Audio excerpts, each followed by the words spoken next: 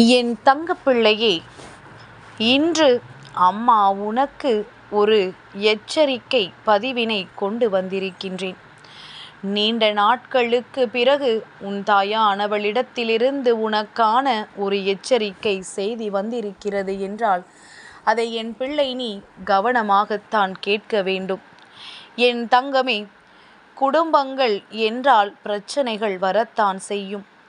அதே நேரத்தில் ஒரு பொது இடத்திற்கு சென்றாலுமே அங்கு இருக்கின்ற சிலரோடு நமக்கு மனஸ்தாபங்கள் வந்து விடுவதும் சகஜம்தான். அப்படி உனக்கு மனஸ்தாபங்கள் ஏற்பட்ட ஒரு 2 பேர் இப்பொழுது உன்னை பற்றி அடுத்தவர்களிடத்தில் தேவையில்லாத விஷயங்களை சொல்வதோடு மட்டுமல்லாமல் உன்னுடைய குடும்பத்தை மற்றவர்கள் முன்னிலையில் அவமானப்படுத்த வேண்டும் என்று துடித்து கொண்டிருக்கின்றார்கள். என் பிள்ளையே, அம்மா ஒரு விஷயத்தை இப்பொழுது உன்னிடத்தில் சொல்லி இருக்கின்றேன்.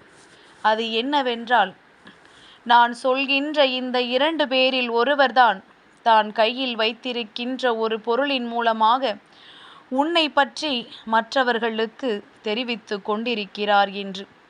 அது என்ன பொருள் என்பதனையும் நான் உனக்கு சொல்கின்றேன். இதை நான் சொன்ன பிறகு நீ எல்லோரிடத்திலுமே இந்த விஷயத்தில் கவனமாக இருக்க வேண்டும். நமக்கு யாரோடு பிரச்சனைகள் இருக்கின்றதோ அவர்களிடத்தில் மட்டும்தான் எச்சரிக்கையாக இருக்க வேண்டும் என்றில்லை. எல்லோரிடத்திலுமே எச்சரிக்கையாகத்தான் இருக்க வேண்டும். என் பிள்ளையே, நான் சொல்லி முடிக்கும் பொழுது அம்மா சொன்ன விஷயம் எத்தனை சரியானது என்பதனை என் குழந்தை நீ புரிந்து கொள்வாய். சற்று பொறுமையாக கேள். எதற்காக அம்மா உன்னை தேடி வந்திருக்கிறாள் என்பதனை நீ புரிந்து கொள்வாய். என் குழந்தையே, இன்று நீ இப்பொழுது செய்து கொண்டிருக்கின்ற ஒரு செயல் எவ்வளவுதான் உனக்கு பல முயற்சிகளை கொடுத்து முன்னேற்றங்களை கொடுக்காமல் இருந்தாலும் என் பிள்ளையின் மனதில் இருக்கின்ற இது போன்ற மனிதர்களினுடைய சில வார்த்தைகள் மீண்டும் மீண்டும் உனக்கு நினைவிற்கு வந்து கொண்டே இருக்கின்றது. நம்மை பார்த்து இது போன்று பேசிவிட்டார்களே, இத்தனை பேர் இருக்கின்ற சபைக்கு மத்தியில் நம்மை இது போன்ற ஒரு வார்த்தைகளை சொல்லிவிட்டார்களே என்று என் பிள்ளை நினைத்து நினைத்து மனம் வேதனைப்பட்டு கொண்டிருக்கின்றாய். அப்படி என் பிள்ளை நீ வேதனைப்பட்டு கொண்டிருக்கின்ற இந்த நேரத்தில் அம்மா உனக்கு சொல்ல வந்த மிகவும் முக்கியமான விஷயம், என் தங்கமே, இவர்களின் மனதில் ஏற்கனவே இது போன்ற ஒரு செயலை இத்தனை பேர் மத்தியில் உனக்கு நடத்திவிட வேண்டும் என்று முன்கூட்டியே அவர்கள் திட்டமிட்ட செயல் என்பதனையும் நீ புரிந்து கொள்ள வேண்டும். என் குழந்தையே, யாரோடு உனக்கு மனஸ்தாபங்கள் இருக்கின்றதோ அவர்களோடு பொதுவெளியில் பேசும் பொழுது எப்பொழுதுமே நீ கவனத்தோடு தான் இருக்க வேண்டும். அவர்களிடத்தில் பேசாமல் கூட நீ சென்றிருக்கலாம். ஆனால் பேசிவிட்டாய்.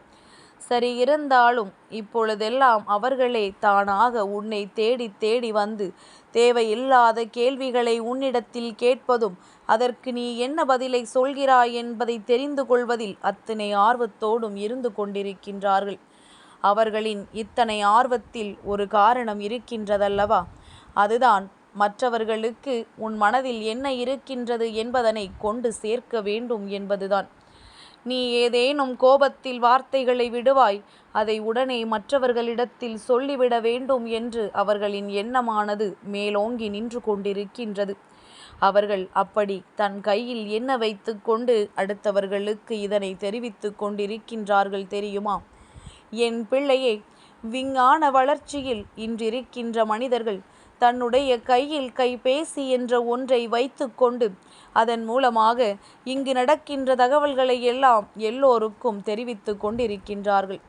இவர்கள் என்ன விதமாக உன்னுடைய விஷயங்களை வெளியில் கொண்டு சேர்த்தார்கள் தெரியுமா? என் பிள்ளையே, சில நேரங்கள் உன்னோடு பேசும் பொழுது இன்னொருவரை அந்த கைபேசியில் காக்க வைத்துவிட்டு அவர்கள் உன் வார்த்தைகளை கேட்கும்படி செய்துவிட்டு உன்னிடத்தில் பேச தொடங்குகின்றார்கள்.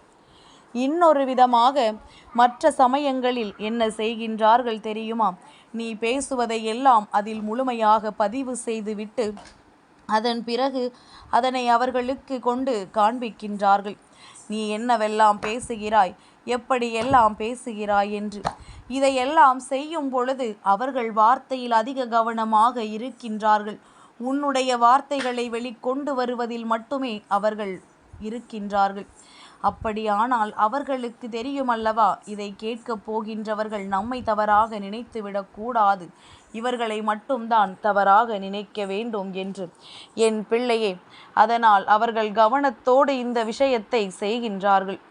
என் பிள்ளை, இதிலெல்லாம் நீ இனிமேல் கவனமாக இருக்க வேண்டும். யார் யார் என்ன நேரத்தில் எப்படி எப்படி நடந்து கொள்வார்கள் என்பதனை இங்கு யாராலும் கணித்துவிட முடியாது.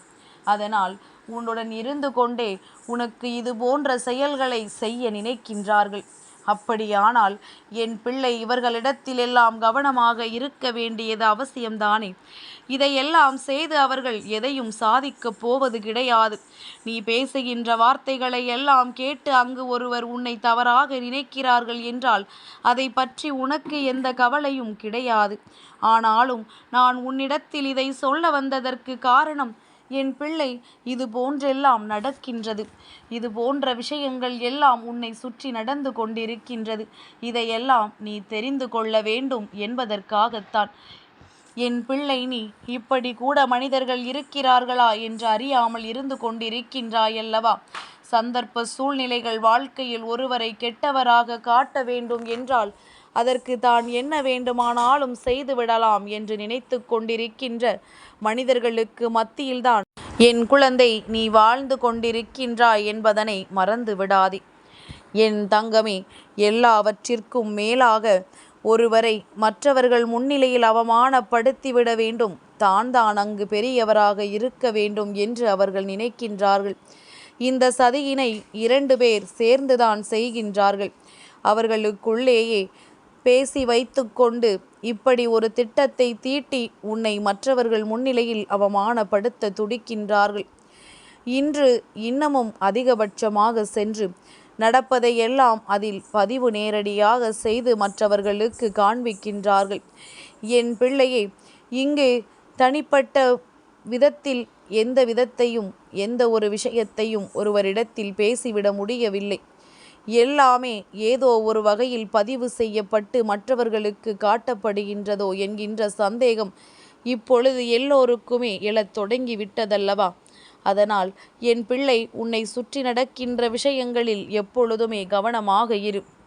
யார் உன்னை என்ன சொல்கின்றார்கள், யார் உன்னிடத்தில் என்ன பேசுகின்றார்கள் என்பதை பற்றிய கவலை எல்லாம் என் பிள்ளைக்கு எப்பொழுதுமே தெளிவாக இருந்துவிட வேண்டும். உன்னை கஷ்டப்பட்டு கவலைப்பட்டு இவர்கள் முன்னிலையில் வேதனைப்படச் சொல்லவில்லை. என் தங்கமே, இவர்களின் குணம் என்னவென்பதை புரிந்து கொண்டு இவர்களிடத்தில் எப்படி நடந்து கொள்ள வேண்டும் என்றுதான் உன்னிடத்தில் நான் தெரிந்து வைத்து கொள்ள சொல்கின்றேன். இது போன்றவர்கள் மற்றவர்களிடத்தில் உன்னுடைய வாழ்க்கையை எப்படி வேண்டுமானாலும் விட்டு கொடுக்க துணிந்து விடுவார்கள். எந்த சூழ்நிலையிலும் மற்றவர்கள் முன்னிலையில் உன்னை அவமானப்படுத்த தெளிவாக நிற்பார்கள். எல்லா விதமான மனிதர்களையும் புரிந்து கொண்டு என் பிள்ளை, அதற்கேற்றார் போல நீ வாழத் தொடங்க வேண்டும். இது நாள் வரையிலும் நடந்தது எல்லாம் நடந்தவையாக இருந்துவிட்டு போகட்டும். இப்பொழுது இந்த வராகி உன் வாழ்க்கைக்குள் வந்துவிட்ட பிறகு இது போன்ற செயல்களை எல்லாம் உனக்கு நான் எடுத்துரைத்து கொண்டுதானே இருப்பேன்.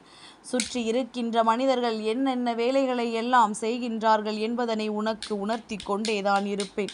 என் பிள்ளை, இனிமேலாவது நீ கவனத்தோடு இருந்து உன் வாழ்க்கையில் உன்னை சூழ்ந்து நடக்கின்ற பிரச்சனைகளில் தலையிடாமல், தேவையில்லாத விஷயங்களை பற்றி சிந்திக்காமல் உனக்கான விஷயத்தில் கவனத்தை கொண்டு நீ இருந்து விட்டாலே போதும்.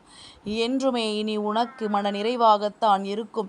யார் நினைத்தும் இங்கு எதையும் சாதித்து விடப் போவதில்லை.